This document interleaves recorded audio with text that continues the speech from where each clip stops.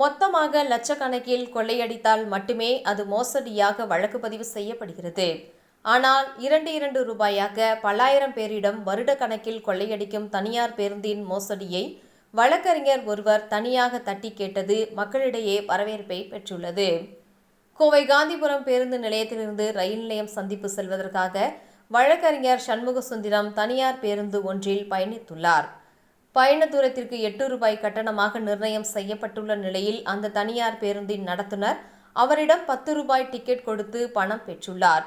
இது குறித்து நடத்துனரிடம் கேட்டபோது அநாகரிகமாக வார்த்தைகளாலும் திமிராக பேசியுள்ளார்.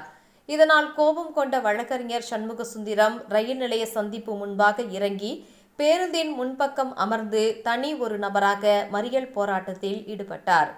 ஒன்று சேர்ந்த தனியார் பேருந்து ஓட்டுநர் மற்றும் நடத்துனர்களும் அவரை மிரட்ட ஆரம்பித்தனர். எதற்கும் அசராமல் அவர் தொடர்ச்சியாக போராட்டத்தை கையில் எடுத்தபோது காவல்துறையினர் சம்பவ இடத்திற்கு வந்தனர்.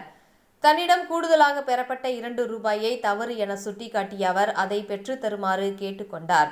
காவல்துறையினர் தலையிட்டதன் காரணமாக வேறு வழி இல்லாமல் நடத்துனர் 8 ரூபாய்க்கான டிக்கெட்டை கொடுத்தும் 2 ரூபாய் சில்லறையும் திருப்பி கொடுத்துள்ளார்.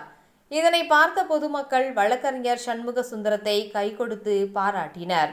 2 ரூபாய் தான் திருடுகிறாரா என நினைக்காமல் பொதுமக்கள் ஒவ்வொருவரும் அவர்களது உரிமையை கேட்க வேண்டும் என அவர் தெரிவித்தார்.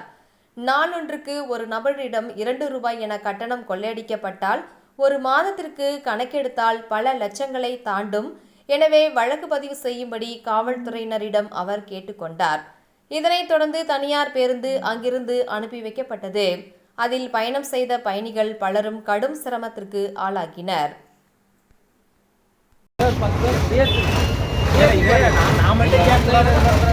பேசஞ்சரா இருந்தா எல்லாரும் வந்து கேட்கறேன். ஒரு 2 ரூபாய்ட்டு வந்து எல்லாருமே அலட்சியமா இருக்கிறாங்க. அந்த 10 பேருக்கு 2 ரூபாங்கிறப்ப எவ்வளவு ஆகுது? ஒரு நாளைக்கு வந்து அவங்க எவ்வளவு இது பண்றாங்க?